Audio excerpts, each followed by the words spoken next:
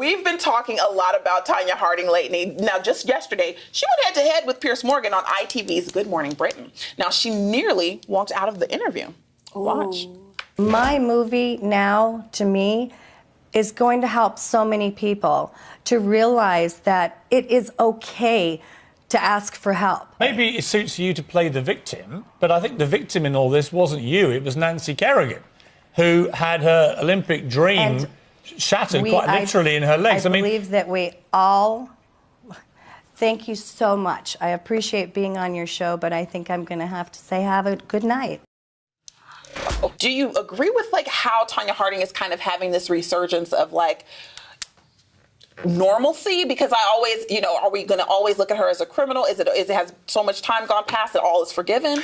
I believe in if you do your time, you do your crime. You do your crime, you do your time. But she never did time for that. She lied and said she had no idea what was going on. Right, she lied. She lied. Mm-hmm. So I don't understand why now we're putting this woman on a pedestal. I mean, you and I both agree with that. We've talked about this several times. I don't think it's right either. But, unfortunately, the reality is that, Tonya had the more tantalizing story to tell. That's why the movie's not about Nancy Kerrigan. And so that's unfortunately why we're now talking about her so much. But, this person is not a victim. She did something horrible to somebody. And she can't not expect Piers Morgan to do this on his show. She knows that that's going to happen. I feel like she didn't expect them to bring it up. She almost was she was shocked. Publicists, I don't understand. These people just go on these TV shows and nobody's talking to them about anything.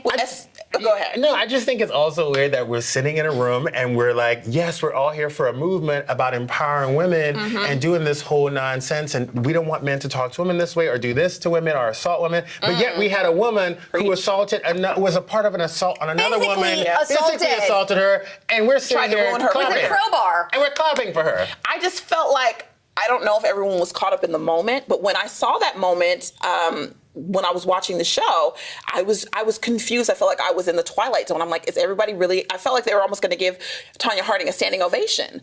And I'm not trying to demonize her, but I do feel like, I don't know if this is necessarily something she needs to be rewarded for. I don't look at her as the standard for women empowerment. No. And also, let's remember, and also to make a movie about it and have the movie be successful and the acting be amazing, that's great to be celebrated. But celebrating her, she doesn't need to be at that show. No.